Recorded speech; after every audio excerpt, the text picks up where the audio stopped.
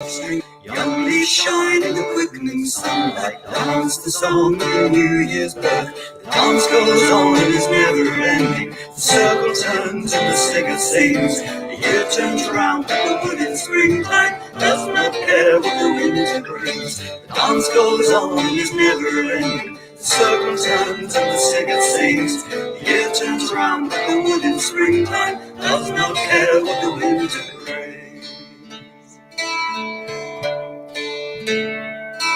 When the leaves are long in the days of summer and the light drifts through them cool and green, the great trees stir in their dreamy sleep and sing slow tales of the years they've seen. The dance goes on and is never ending. The circle turns and the tale unfolds. The year turns on but the wood in summer has no thought for the winter's cold. The dance goes on and is never ending. The circle turns and the tale unfolds.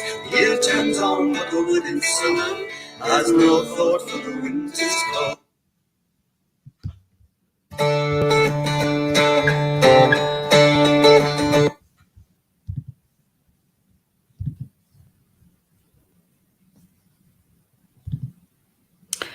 Hi there, welcome back. If you were here this morning, Emer Burke here. Welcome to our afternoon session of our online winter gathering brought to you by the Order of Bards, Ovates and Druids.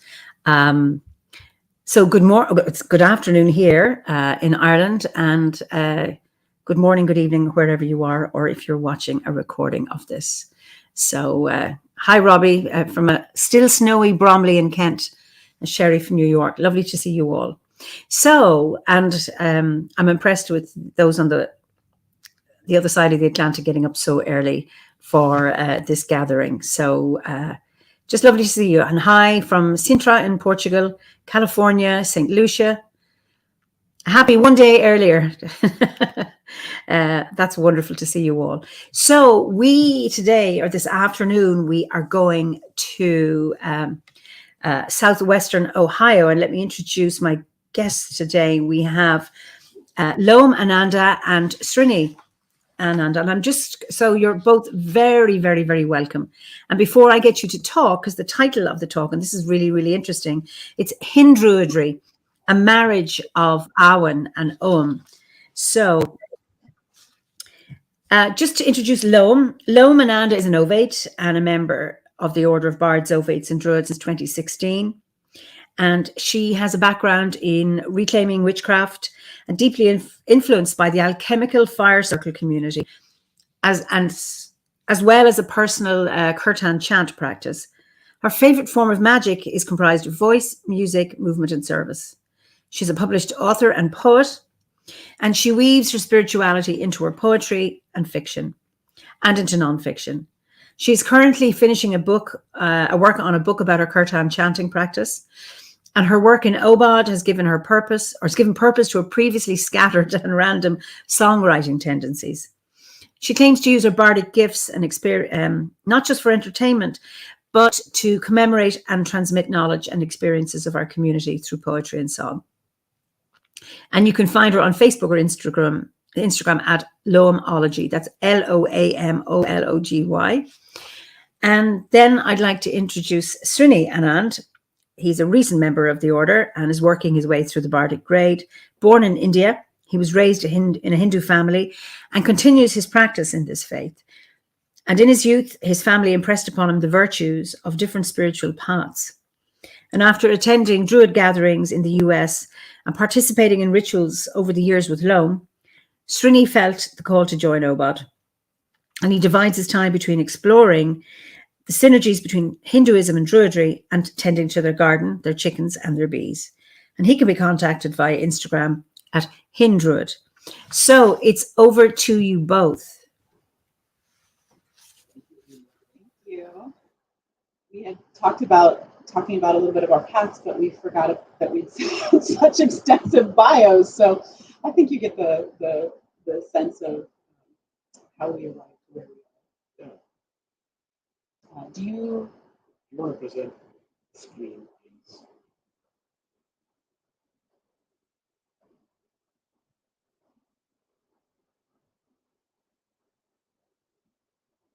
Emer, will you pull up the slide? Or maybe maybe we see a different view.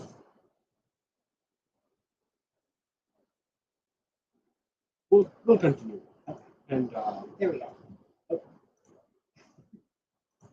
Sorry, can you hear me? The sound isn't good, is what I'm trying to say. can you hear us at all? It was fine earlier. Just, That's fine. Are we coming through better now? oh, much, much better now. There we go. Absolutely. Oh, what happened?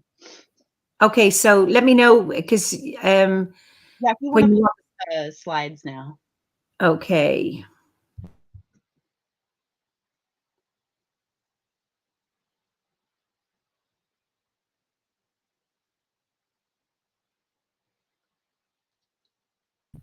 The slides have disappeared. Ah. Let us do this one more time, and if that doesn't work, we simply move. Somebody says the internet goblins are attacking. Well, they're certainly obstructing anyway. Ah, we have it now. Okay. All Awesome. Thank you. Over and out. Okay. So we are the Hindruids, and that is a term we came upon not too long ago, I think. Mhm. But our paths have intertwined a long time ago. Since the beginning. Since the beginning, really, maybe within the first few months, really, of us being together. And as we were becoming partners, I had looked into what would be of interest in designing a ring for when I wanted to propose to Loam. The idea that I had was I had asked her, what is a symbol that is important to you? And she's always told me about In my this, faith, right? in your faith. That's right. He was asking all these very like profound, deep questions. Like, if you had to pick one symbol to represent your faith, what would it be? And I had to be cryptic because I couldn't give this away, and so on. So I chose a sun symbol. No, I chose. I'm sorry, Yeah. you chose a sun symbol. I chose the sun because to me that really reflects that eightfold path of the year. Like, we are following what the sun is doing, and those cycles that come about simply because we are revolving around the sun. And you chose. And I chose the lotus. I was fully immersed in the Hindu culture, in the Hindu spiritual path at that time, and I didn't know anything about paganism, and certainly not Druidry. And I chose the lotus. And so the ring that I had, the jeweler design, has this bezel on top, which contains a lotus on one side and a sun on the other. And we also chose two different types of gold, so that because there are Indians tend to have white gold, and there are more prevalent use of the white. I'm sorry, Indians tend to use the yellowish gold, whereas in the U.S. it's more prevalent to see the white gold. So the bands are commingled and together, and so that forms the. It's a wedding ring that symbolizes both of us. It's really the first totem, I think, of our partnership. Mm-hmm.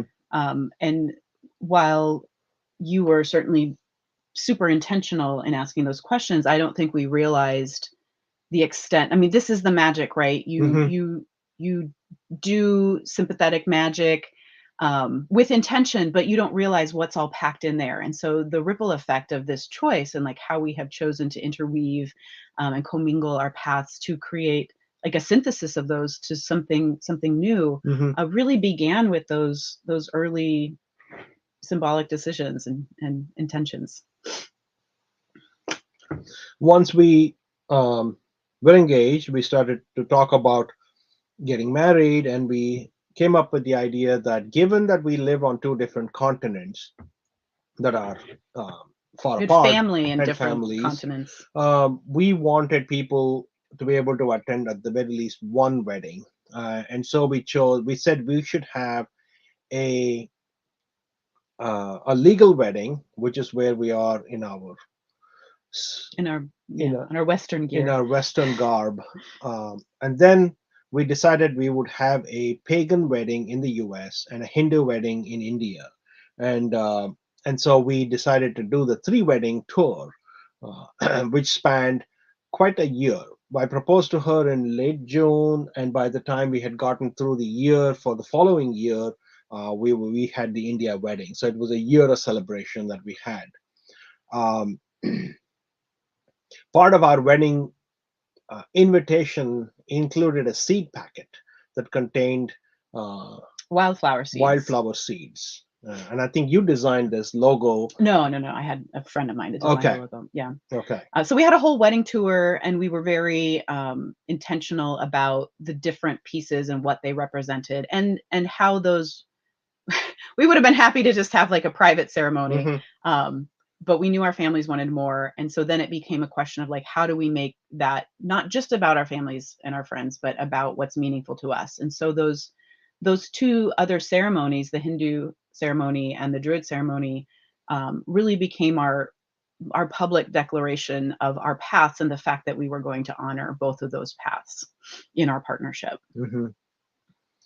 And so the picture on the right with us by this little tree here is an aspen tree, if I remember right, and that is an ancestor tree that we donated to the land where we got married. We'll have a picture of the ancestor tree and what it looked like. And so we had it in the ceremony, and then the next day we planted it, and so it became part of the land where we got married. And in the bottoms is a picture from the Hindu wedding, where we are holding one another's hand in sort of a, I believe it is more, it's called a lotus hold. And so we're doing that. Yeah. Anything else you wanted to add? No, we should go to the next slide. Okay. We'll talk wherever. Okay. So this is the ancestor tree. We had come up with this idea. One of the things that it's important about my life is that I was adopted. I was relinquished at birth. I spent about 5 weeks in foster care because of all we knew at that point was a possible heart condition. By the time I arrived at my adoptive family, they knew there had been some mysterious heart thing, but I don't know what adoption law is internationally. It's hard to keep track of it even in the United States, but it's determined on a state level. So what you have access to as an adopted person in terms of your medical records, in terms of a family history, can be extremely limited and sealed away. So for me and my path, something that's been very important is honoring the ancestors, but it's been convoluted, it's been complicated. So a relationship with ancestors has always been something I've been compelled to figure out for myself. So we wanted to do well. And do you want to talk about in Hinduism, like how that ancestor? Yeah, I mean, it is. Ancestors are honored, but they are individually honored. They're never collectively, and it's almost as if it's just the remembrance on the day that they died in the years past, which is very different from our Druidic practice of honoring them on Samhain. So, and the picture this one to the right is actually from our Samhain. Well, don't say that one yet. I'm sorry. Go ahead. Finish your thought. So we established this tradition as part of that Druid wedding. We made individual ancestor cards for each ancestor and all our branches. And it was significant to me because I have extra branches. I think of the adoption branches as being the roots, being underground. They're not seen. They're not always, they're kind of in the underworld. And the adoptive ancestors are what is seen. They're legal. They're facing the world. But it was very important for me to honor all 4 branches. So I had 4 branches, he had 2. We had those family members sitting, our ceremony was in a circle, and those family members were sitting in the inner circles. And at the time of this part of the ceremony that we designed, we had a representative from each branch would go and take these strings of ancestor cards and we would honor that branch, we would speak that, and then the representative would take them to the ancestor tree and hang them up. So we had all of those branches of our ancestors with us. It was particularly profound for me because at that point I did have contact with both my biological mother and my biological father, and they did attend. So I had every single branch of Mhm. my family, adopted and biological, represented, which was incredibly powerful for me. And then, they were woven then into our partnership through that act. Mhm. And so they were hung there in the ancestor tree, and then, we took the cards off the next day and then planted that tree. But those cards still, we Mhm. bring them out every Samhain. So Mhm. you And wanna- we add to them too, as the closest relatives. We honor all the relatives, and we'll talk about that later. But we do add the closest relatives to these card chains, I think. Yeah. Right? And so this is from our Samhain this Just year, last just year. this year. And let's see if this will play. It's It just might be. a quick little. And so we had a little. We made a little grotto outside. It may not play, so I'm just Okay. not going to It worry was about. just them waving. Yeah, we had a little grotto, and then we have stone that we have harvested from our land that we built a little altar for, and we have all the different things that we may remember, and have our ceremony out in the woods. As you can see, it is pitch black. And there's a part of the ceremony where we call it the March of the Ancestors. Mhm. And so we bring them in and we hang those strands up and we speak their names Mhm. every year. And then we ask them to receive the ancestors that have, or the beloveds who have passed this last year. So every candle, the tall, the Mhm. little skinny taper candles, each one of those it represents a person who passed for us in this past year. In So the past Samhain, since the past Yeah. Samhain. So we speak their names and we light a candle for them, and we ask for the beloved dead who are already on the other side of the veil to receive them and welcome them. Mhm. Yeah. One of the other practices that we have in our marriage is the reading of the tarot. Hmm. Uh, when we do this on our legal wedding ceremony, because that was That was our first just initial commitment right. to each other. And so we do a reading every year for the following year, and we try to journey away for a little bit, and then on the way we try to read what the readings in the past 1, 2, 3 years were. And so now we have started to make the practice regular, and we've done this now close to 10 years, I think. We've done it every year. We have done that every year. We did right? our first one Mhm. the year we got married. We did Right. a tarot reading, and we've really prioritized that practice, that every Mhm. year on that anniversary, we step out of time and space to Mhm. reconnect to our marriage, and to talk about we always set goals and intentions for the next year. What do we want in our relationship with each other? And then we do the reading, and then we reflect back on previous Mhm. years. Mhm. It's been a very rich practice. It's been a very rich practice. It's definitely been wonderful. It has taken me a number of years to get to the point where I am fully invested in the process. Because wasn't part of my uh, practice before, but now as we do it more and more, we see the readings, and we take comfort in them, and we also look to them to tell us what ought to be as we go forward. Don't let him fool you. He's very good at reading the cards. He always has been. So this is a new deck that we started using. We have used the plant oracle, maybe, or the animal oracle before. We have used the druid We've craft used Rider Waite. and now we started. You got me this year, and we started using the Wildwood Tarot. I think that was a good reading this year as well for us. So I think we'll pause the presentation now, and maybe we'll get to. I think you are going to start reading a piece that you worked on recently. Yeah, so I would like to kind of offer this as a circle within a circle. There's a piece I'd like to read that's very connected to how I integrate Hinduism into my practice on a personal level. But people are often curious about some of the Hindu gods, and so I thought this would be a nice introduction to them. The context for this is I am finishing an MFA program. I'm writing a book right now. The working title is 1001 Nights Preparing to Die. It's a little play off of Arabian Nights. That heart condition that I mentioned earlier that was not known to us during my time in foster care turned out to be a congenital heart defect.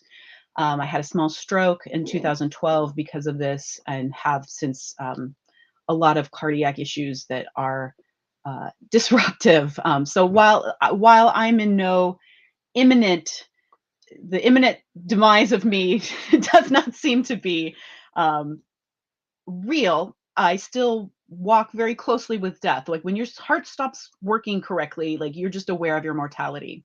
And so I began this chanting practice in 2020 as an attempt to sort of make peace with what was happening in my body. I had tried so many different things, and nothing really seemed to help. And this practice has really helped me. Not necessarily change the physiological effects, but um, allows me to make peace with my mortality. So that's the kind of more morbid part of this, but it's an introduction to these four deities in particular. Before we start, did you want that slide to be Yeah, displayed, that's fine. or Well, yeah, they don't need to see me; they'll hear okay? me. Yeah, All Emer, right, if you want email to if you bring it up. can, please. And this is an excerpt, so some things might feel a little choppy. Shiva Nataraja whirls his cosmic dance inside a flaming halo lit by flickering candles. His forearms are full of all sorts of things. In his back right hand, a damaru, the hand drum that made the first sounds of creation. I imagine it to ring like the first djembe I heard at an alchemical fire circle, my world expanded by a single palm meeting a circle of tightened goatskin. In another arm, Shiva cups the Agni, the fire that will destroy the universe. Don't worry, the whole thing gets recreated. I've read that Shiva's favorite dance is the Tandava, the dance of death. I imagine what it is like to favor the dance of death. Personally, I have not been enjoying this dance. I've been dancing the dance of death since I was 16 years old. Please, God, let me die, I prayed in the hospital bed, the medical staff unaware of the allergic reaction to the compazine they'd given me. My brain swelled. I dreamed of walking into an oncoming train. I lost muscle control of half of my body. Dystonia, they called it, and discontinued the medicine. I was alive again in half a day. I danced the dance of death again 21 years later when I had a small stroke. And then a year after that, when the doctors closed the hole in my heart that caused the stroke. So many warnings from the neurologist about the possibility of death that I made a will, a living will, and a medical power of attorney. Tandava again at 35,000 feet in the air, 2 years after the hole in my heart was closed, when the cabin of the plane I was on filled with smoke. My oxygen mask wouldn't deploy, and all I could think was, I survived a fucking stroke only to die in a plane crash? But I didn't die. My husband didn't die. My daughter didn't die. We made an emergency landing in Bozeman, Montana, met by fire trucks and ambulances on the tarmac. We were offered free pizza for our trouble. I can't eat dairy. In my first cardiac ablation, there would be others. To stop these heart arrhythmias, I felt Shiva's fire of destruction in my very own heart, a burning flame of radio frequency firing at misfires. Awake for the 4-hour procedure, I experienced a firsthand traumatic body horror I could not have predicted. Even with the pain medication and light sedation, the pain was searing. I felt like my heart was on fire, because it was. Thin, flexible catheters delivered heat to burn tiny scars on the interior walls of both my ventricles.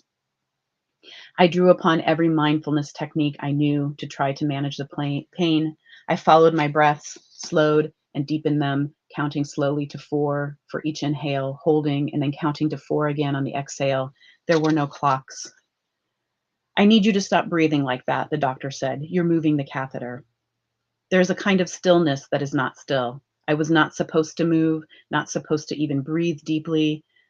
Having exhausted all my resources, I made myself a living corpse. But this was no shavasana, no corpse pose, no reward at the end of an hour-long yoga session. There was nothing in this pose but pure pain. Shiva throws me a mudra with his right front hand, a gesture to quell fear. He crosses his front left hand across his chest. The position of his hand, wrist flexed downward, fingers pointing toward his uplifted left foot, the gesture my mother-in-law uses to summon me to come. not the upturned American palm, fingers folding inward to the summoner, waving the receiver toward the heart, but a much more grounded gesture, a palm swatting always toward the motherland, more ancient than I have ever known. To her feet, come here, she means, and here is a solid place, a place of foundations, nothing so fickle and fluttery as a heart.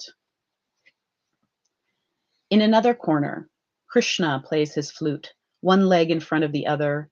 He, like Rama, is one of the many forms of Vishnu, the primary god of my husband's family. My husband stops, makes a prayer. We will chant to Rama and Krishna and their consorts, more than any other tonight. A year after my first 2 cardiac ablations, we hosted an Eisteddfod for Krishna. Eisteddfod is a Welsh word that represents I'll skip that part. You know what that is. All art is a work of magic, the speaker says in Oddfellow Casino's spoken word and ambient music performance in the song From Swerve of Shore to Bend of Bay, which alludes to a recirculation of a liquid, fluid female presence in Joyce's Finnegan's Wake. When James Joyce wrote Finnegan's Wake, the speaker argues, he no longer believed he was simply writing a book, but performing a work of magic. And so by offering an Eisteddfod dedicated to Krishna, my husband and I take our first public stance as Hindruids. It is a tricky business, this melding of spiritual traditions. I am wary of cultural appropriation. He tempts scorn by departing from more traditional pujas. We invited friends to bring songs or stories to Krishna. We fed them Congress kadalakai, murku, kodobole, kobari mitai, ladu, peas curry, mint rice, poha, upma, idli and chutney, kosambari, appalam, badam, mango coconut kulfi, baked bananas with coconut and jaggery, cashew fudge, all made by hand. We cooked for days. I sang a song that night, the song of Radha, the gopi, the milkmaid, who became the beloved of the god Krishna. The words weren't mine. They were translated from Bengali into the English language I could read. But the melody was mine, mine to weave like the consort weaves herself into the mythology of the consorted. You can always find the consort if you know where to look. She frequently has something to say. If I thought Shiva had many arms, it is only because I had not yet encountered Ma Durga. Why so many arms, I used to wonder. The many arms depict the immense power of the Hindu gods, and the objects they hold, the mudras they make, depict their power and character. Durga's hands hold both weapons of creation and destruction. She is perceived as a warrior goddess. The story goes that Brahma, Vishnu, and Shiva, and a few of their lesser god buddies, created Durga to slay the buffalo demon Mahishasura. In some versions, Durga is formed from the consorts of Brahma, Vishnu, and Shiva, Saraswati, Lakshmi, and Parvati, conjoined of their own volition to form the ultimate warrior. They all gifted their weapons to her. She holds Shiva's Trishula, a trident, Vishnu's chakra, Brahma's lotus, Hanuman's mace, Vishwakarma's axe, Varuna's conch, Agni's sword. The Lord of the Mountains gave her a lion. One of her hands remains empty, raised in blessing. While she is clearly a warrior goddess, I am more struck by the communal aspect of her murti, a tribe of gods rallying around a goddess to accomplish what they cannot, lending her their strength. A group of goddesses pooling their power. Durga is never alone. What makes her fierce isn't her weapons. It is what they symbolize, the force of an entire community backing her actions, lending her their strength. Durga communicates unity and a single-minded community purpose. Some artists depict her riding a tiger. This is the incarnation that shows up in my husband's dreams in the months between our engagement and legal wedding. He dreams of us together, holding hands in front of a South Indian stone temple. On the platform in front of us, a goddess rides a tiger, gives us her blessing. In the final corner, completing this elemental mandala, is the Tibetan goddess Tara. Seated in the lotus position my own knees can no longer entertain, she is surrounded by lotus flowers. She appears to be in serene contemplation, full of compassion. Her forehead, hands, and feet bear the symbol of the third eye of insight. Her body is ornamented with earrings, bracelets, armlets, and anklets, like a bodhisattva or an Indian prince. She is the odd woman out here, more Buddhist than Hindu, but she is familiar to me. I knew her long before I met Shiva, Krishna, and Durga. I met her in California when I was a harried single mother of a toddler. She is the one who will speak first to me. She is the one who gets the whole ball rolling. It is because of her that I have been chanting now for 1001 nights. We settle onto our bolsters. I tuck one leg in, stretch the other out, the closest to lotus pose I can achieve these days. I place my hands on my knees, palms up, a receptive posture. I second guess my choice to sit on the floor. The back support of the folding chair seems awfully appealing now. We sing songs for Krishna. Sri Krishna Govinda Hare Murare. For Ram, Sitaram, Sitaram, Sitaram, Jaya Sitaram. And for Tara. Tare tu tare tu re soha. In literal meaning, in Pali language, this translates to something like, awaken, O Tara. I beg you, Tara, O swift one, accept my offering. Other interpretations suggest each word is connected to a form of liberation. I read sources that summarize it as a prayer to liberate ourselves from suffering, liberate us from samsara, the cycle of death and rebirth, liberate us from fears, liberate us from disease. But I rather like the direct translation, the denotative meaning. I like the idea of not naming the thing I am begging for. I like the idea that all I need to do is beg and the gods will read my heart. In this room tonight, I can only imagine what each of us entreats. Tonight, when I beg, it is for my heart, my literal, physiological, fleshy heart. I beg for the arrhythmias to stop. Wait, no, don't stop my heart. As the chant swells, my throat tightens. I'm about to cry.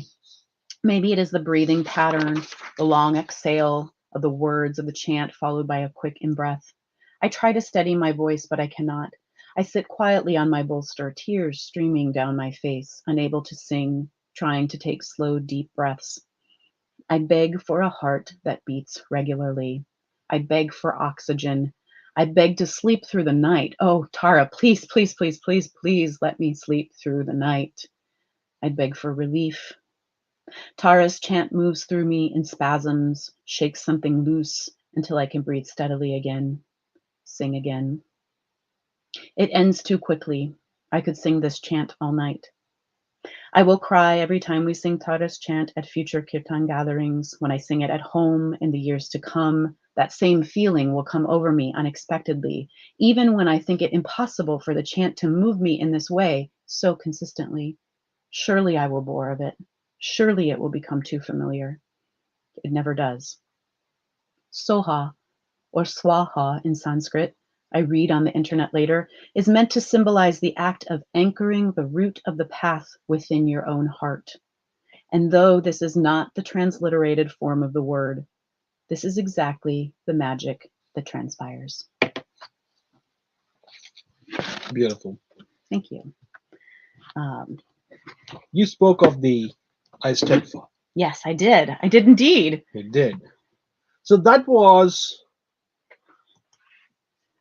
a way in which we are beginning to incorporate Druidry into Hinduism. There are many celebrations, rituals that happen through the year, but this is one of those that I have personally been drawn to. I feel drawn to Lord Krishna all the time. That is to whom I will say my prayers. Not that I don't say prayers to others, but this is the one that I am called to celebrate in the year. There might be others coming down the road, but this is the one we have been adapting, and we have been doing important this. to your family. It is very important to my family. I remember grandmothers and mother and others would sit for weeks making food, and a lot of that would be fried foods, desserts, so on and so forth. If you look on the picture on the top left, that was from our Eisteddfod gathering In in 2019, where we made a lot of food. We spent a lot of time, days on end. And that has always bothered me as to how much that work that is, and it is also not the healthiest much of ways. fried How food much there fried is. food, and over the last few years, we have now adapted that ceremony to simplify it. And if you look in the bottom picture, there are two little paintings. Those paintings are actually things that my mother made, and so they are very personal uh, to me. And we brought the entire ceremony outdoors. We brought him to do this into our yard, and in the backdrop are the host of flowers. This is the flower of the season. We didn't pull them off and make a garland. We didn't do any of that. We just let them grow and continue to grow as they are. We brought the altar to the living flowers rather than cutting The the other flowers way to bring them around. to the altar. All right. And then the offerings that we made, if you look in the bowl on the left, are all the fruits and vegetables that we grew in the yard: potatoes, carrots, cucumbers, tomatoes, squash. Apples. Yes, oh, we did have apples this year. Completely non-traditional way of doing this. There is not a sign of a fried food in there, and so that is what we did. And we come out here and we say prayers. We light the lamps, we say our prayers, and we make offerings to the god in this particular case. And one of the offerings that we do comes from the Hindu tradition.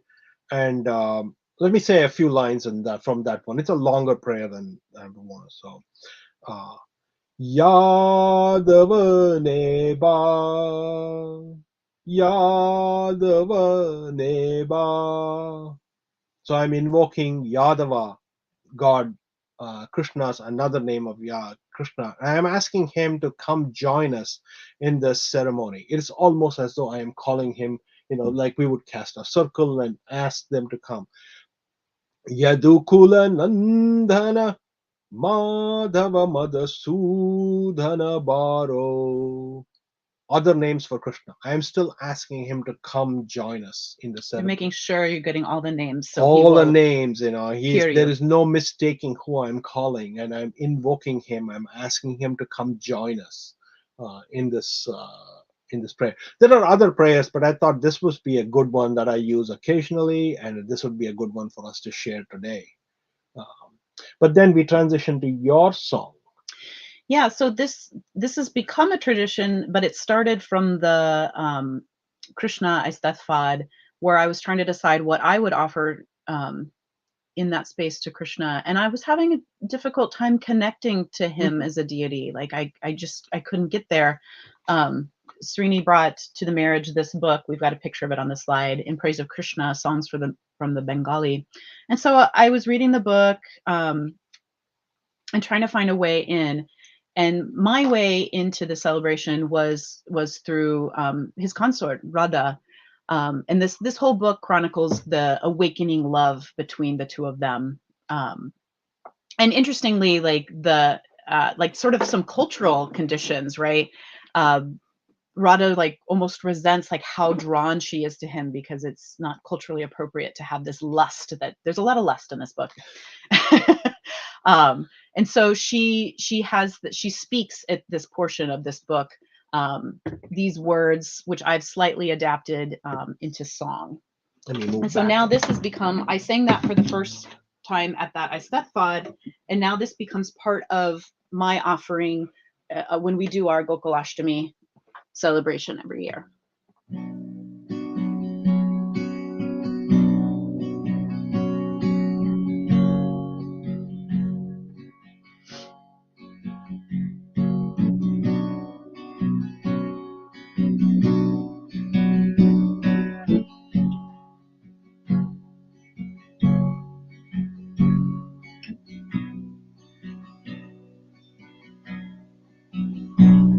May the earth of my body be the earth my beloved walks upon.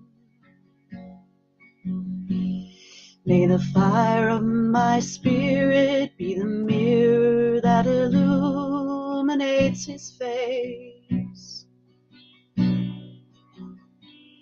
May the water in my body be the waters of the lotus pool he bathes in. May the breath of my body be the air that caresses his tired limbs. Let me be sky, let me be sky, and moving through me, my cloud dark beloved, to be sky, oh let me be sky, and moving through me, my beloved. May the earth of my body be the earth my beloved walks upon. May the fire of my spirit be the mirror that illuminates his face.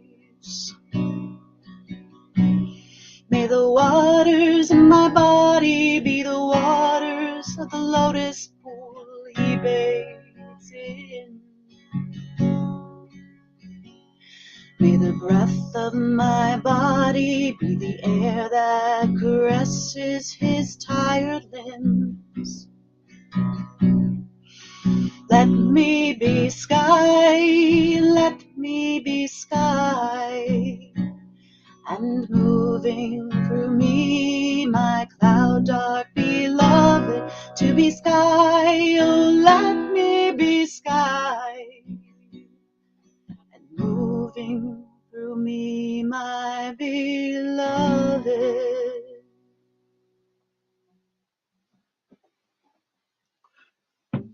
It is a beautiful song, but the other side of it, it invokes all the four The elements. elements, right? This is coming from a completely different culture, a completely different spiritual path, yet This is one of the early conversations one we of the had early about the conversations. commonalities between our paths. Yeah, we would talk about this and go, oh wait, we do that there.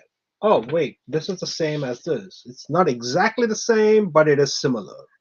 So that is how we are able to blend these two things together. It is not about being two polytheistic faiths and spiritual paths. It's not. It's much more than that. There is a real common path between the two. Let's move then to how we bring Hinduism into Druidry, right? And Beltane is one of the big ones, and this is from this year. We had a pretty good group of Beltane people coming in. I would say that this is newer for us, incorporating the Hinduism into Druidry. As opposed to simply working through the fertility of man and woman, male and female energy, we decided to honor the flower and the bee. So still similar fertility, but we brought this because we also got a hive of bees this spring. Right, and so the whole Beltane ritual was a blessing of the land and the bees that they may thrive on this place. And so we drew a circle around the two fires that we had so that people would know where to be in. And we'll talk about that. It's a technique called Rangoli, an art form called Rangoli, and we have a little bit to show you there. But we used Ogam as the symbols on this, not a traditional Hindu drawing in there. And then we incorporated the bee in many different places. And one of them was this waggle dance that the bees do. Some of you may know this, that a bee which figures out where there is food will fly back to the hive and do a dance, sort of a wiggly dance, and tells the bees where the food is in relationship to the sun. So it actually the waggle indicates the angle to fly to get to the angle in relationship to the sun to find the nectar. Yeah. And then we had adapted our ritual, and then we brought in. You realized this one day. You brought this up and said, "Oh, there is a Brahmara Devi who is a goddess of the bees. Did you know about her?" And then I said, "Oh, I do actually know a little chant for her." And so we brought that into our practice, into our ritual that day, and we sang that when we were invoking the deities portion of the ritual. We invoked this. Brahmara Devi. Yeah. So the chant goes, Sonayana Brahmara, Brahmara, Brahmara, Brahmara, Brahmaradipate. You with the dancing eyes, the honeyed eyes, queen of the bees, call now your bees. Sonayana Vibramara, Brahmara, Brahmara, Brahmara, Brahmaradipate. You with the dancing eyes, the honeyed eyes, queen of the bees, call now your bees. I know we are running out of time, so I'm going to skip over to the next Well, one. we should say that we had another chant that we did in the ritual to sort of raise energy, and then the diagram that we have here in the center of the circle is we followed that path, and everybody we followed each other around, and we did the waggle dance. Oh yes, we also do Sawan, which is a very big one for us, and especially for me now. It is becoming a very, very important ritual that we conduct. This is from last year, where we had the fire, the same ancestor cards on that, and as Loam mentioned in the previous slide, we call the ancestors who have recently passed, and in the past year, I think in this year we had 4 people pass, 4 or 5.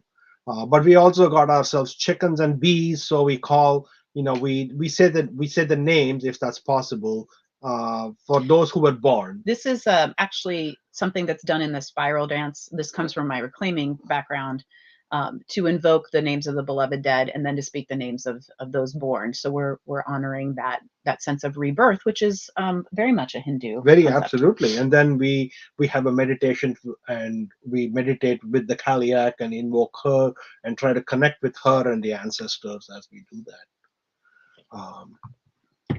We're going to change subjects quite drastically to back to the Rangoli. Rangoli. So this is the art form. On the left is the art form that my mom did this 5-7 years ago for our daughter's graduation, and that is what the traditional Hindu Rangoli art looks like.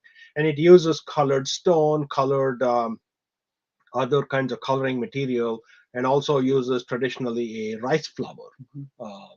Did you want to speak to the other one on the side? Yeah, so then we made an offering to the community. I think we did this for the first time at the East Coast gathering, and then in subsequent years at the Mid-Atlantic gathering in the US, a Rangoli offering to the fire, and we adapted this to include the symbols of the Olam. So this one I think is from East Coast gathering, and then we did another one at Magus. Yeah, so that brings us, and so it allows us to bring the art form into Druidry, use it, adapt it to our North American, or what is available in our North American community. Yeah, so that we now the one in the picture I think is just flour, wheat flour. But for the one we did in Magus, then we got cornmeal. So we're trying to use materials that are more indigenous to the land where we live to make that offering. And that was what we wanted to share with you. This is how we bring. We did it with time for questions. And this is how we are bringing this together and continuing to evolve. Right. Yeah. We want to say that we do still have our individual practices. You have your own readings that you do sometimes, and other Druidic practices that you are on your individual path. I have my Hindu practice that is also separate and distinct, but we also come together to do all of these together. So that's how we are bringing this in together. So we are marrying Awen and Om. Awen and Om. Well, that was just absolutely wonderful. Just somebody says here, I'm going to put it up. That looks like the circles of the Earth Mountain, Mount Muru. I think they must be referring to the photograph on the right with the circles and whatever you have in the middle. It looks like a mountain. Nice. So, lots of good response. I'm going to take the slide down. Some questions. There are a number of them. Just a quick one is, in the painting of Krishna and Radha, is there a reason why some gods and goddesses have bluish skin? I wondered if that would come about. Nice you wore blue today. I know. Krishna actually in Sanskrit means black. So he is a black god. But that is not the color that is preferred in non-white circles. The fairer you are, the better off you are. At least that's the perception of it. So Krishna is colored blue. I did not know that until maybe 10-15 years ago, that was not the case. Krishna actually means black. So it is a artistic misrepresentation actually Of a very dark skinned of a very dark skinned person being represented blue. Maybe there's Well, a shade to it. I find this fascinating because in Irish, the word for black is dove, but you would never use that word to describe someone's skin. Like, this is jarrag, red, but my hair, I was once a redhead, my hair was not jarrag, it was rua. And for a black person, they are a dinagurum, they are a blue person. Oh. Wow. Wow. Okay. So that transcends cultural. Somehow, I mean, it may be ancient. I don't know where the origin is that we don't use the word dove for black people. Blue. I just interesting synchronicity there. So, does Hinduism have some form of animism? Yeah. I mean, I don't know how to describe animism. I don't know the definition of animism myself, but animals are predominantly featured. There is Hanuman, who is a monkey god. He is all in all monkey. Then there is Ganesh, who has the head of an elephant and the body of a man. They all have animal. There's an animal association with each. Every deity mounts that they use to write them. So that's how I interpret animism. I don't know if that is the right interpretation. Like the spirit is flowing through everything rather than just animals. But what about mountains, rivers, trees? Oh yeah. Yeah, there are sacred lakes and mountains and places. Yeah. And rivers, of course. Absolutely. Oh yes, without a doubt. Somebody says here, Siduri, that the Norse also referred to Africans they met as blue. I always thought that color perception is very cultural. So fascinating to hear that from other cultures. Yes. Yeah. Isalinda says she sees black people as blue people with a blue aura. Now that is interesting. Oh. So now there's the question. This is, I think, for you, Loam. How familiar might it have been for you to die and be reborn in a single incarnation? Was there any echo of recognition of reincarnation events, say maybe previously forgotten, recycling within samsara?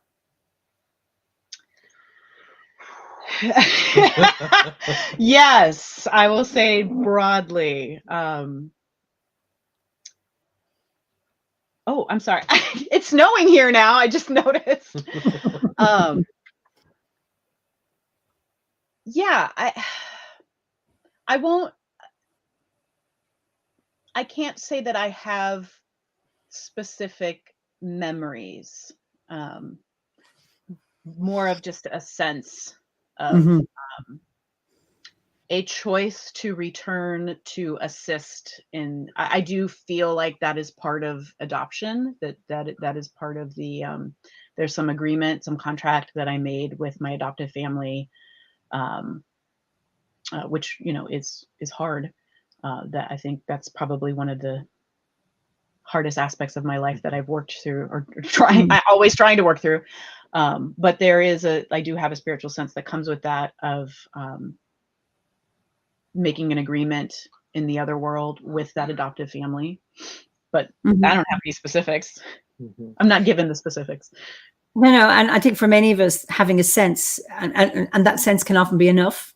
It just takes you on that path to have those experiences. Lovely. There's similar questions. This is from Neem. I feel that the Celtic deities are very closely linked to Hinduism. I wonder if you feel this also. I don't know very much enough to make the connection. Okay. It's not something that I have studied. I don't think we have even discussed very much. I mean, like we talked about does the Keliak and the Kali have similar? She is also a goddess who's supposed to kill, right? But is the killing about putting it to rest, or is it killing for the sake of killing, right? There's that conversation can happen even with the Keliak. No, I don't know enough to say anything else really. Okay, this is kind of, it might be linked, but forgive if it seems not quite repetitive. Do you see any similarities in the Druid myths and stories and Hindu myths and stories, like we see with other myths and origin stories? Water is a big theme that I notice, right? I mean, like,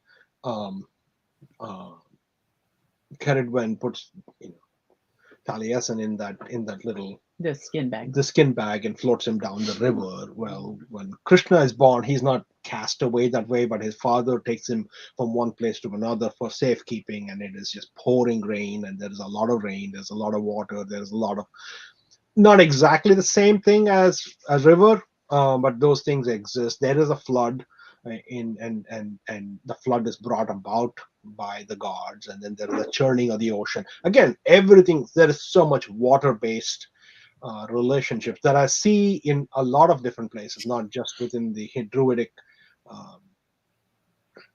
faith and in the Hindu faith. So yeah, I'm sure there are similarities. And were they really just myths, or were they some ancient knowledge that has been forgotten? We don't know. Okay. Just as was a comment, just one, Celine, whose dad is Indian and mother Dutch, lives in the Netherlands, and has often just came across this and saw how much this talk has made sense. Oh. Because this person has been torn between the Vedic knowledge and European lore, and here we have a pair of Hindruids speaking and Join us, Celine. working on that wonderful synthesis of the two traditions. Yeah. Can I make a comment I want to draw a thread from the early morning. Please do. That would be lovely. So the reason I asked the question, how do you use your spirits and animals during your invocation, right? And that was very, very interesting for me, and the reason I chose that one chant for Krishna was an invocation chant, which I could have chosen other ones, but I did choose that. That invocation is important. I think for us, calling the directions for the Druidic one makes sense, because all the spirit animals that are in there relate to us in the US, right, in the North American community. That makes sense. But what does calling the directions mean for Hindu faith, in Hinduism? It doesn't. There is no such thing, except I'm finding that there are 6 directions in the Hindu faith, and I didn't even know that until probably 3-4 weeks ago. Wow. So that calling, right? That those people, the 4 of them said, just be careful who you call. Call the local. Call the people who you are drawn to. So that I thought was so important, that you have to personalize this for your place, for your faith, for your path, for whatever you are called to. I think that was really insightful for me. And it's interesting. It just dawned on me. I hadn't thought of it. Not that I hadn't known it. Just didn't think about it. Is that in the US there aren't a collection of gods, but there's spirit. There's the great one. And in Ireland it's full of gods and goddesses. So I take it, just take it for granted. It's there. I just hadn't thought about it. And of course, obviously, we have the four directions as well. That in the native traditions, except I suppose they call spirit, but just interesting. And I'm glad you discovered that's it. It's lovely to make discoveries about your own tradition that you didn't know, and that you can never be an expert on anything. I think it's lovely to continue to make those discoveries. Isalinda says, for the ancient minds, there were 7 directions. And it's funny because the 7 is an odd number, and I'm always thinking, that for whatever direction, there's an equal direction. And then Pagan Jester says there is only one direction. Well, that's bad. Sorry, they're being really funny. Sorry. I missed that one. A bit slow on the up. Anyway. And then for the Cherokee, there are 7 sacred directions. Unless it's north, south, east, west, Heavens above. sky, earth, and then yourself. If that's Okay. We have started to incorporate the heavens above and the earth below. The earth and then below. the great center and the great center. Yeah. So that's probably 7 directions. Yes, I get that from that point. Listen, we have reached our hour. Thank you so much. It was just wonderful to hear you. And I know from the comments here that people really, really enjoyed your presentation and that beautiful synthesis and marriage. And may you live happily ever after. And just thank you so much. I just allow you say thanks to everybody. And then I'll send you back to the green room and then we can just have a chat looking at the comments. Right. Thank you, everyone, for being part of this. Yeah, and It's been an honor to talk about this with you. Certainly, and the platform that you provide is amazing and bringing all of us together. Thank you. Yeah. Well, it's such a joy. See you soon. So thank you so much for joining us this morning. And it's lovely to see your comments. And so that ends the talky bit of our online gathering. I know for members that we will be having our Zoom meetup at 3:30 UK time. But then join us, anybody who isn't a member, again for 7 p.m. UK time for our online winter solstice ceremony. And then at 8 p.m. UK time, we will have our Eisteddfod, and you will not be disappointed. So until then, until we see you later officially at 7 o'clock, which will be on this platform again at 7 p.m. UK time. Until then, slán go fóill, have a good evening, good morning, good afternoon, wherever you are. 7 p.m. today, Pagan Jester, yes, UK time. Yeah. Okay, until then, slán go fóill.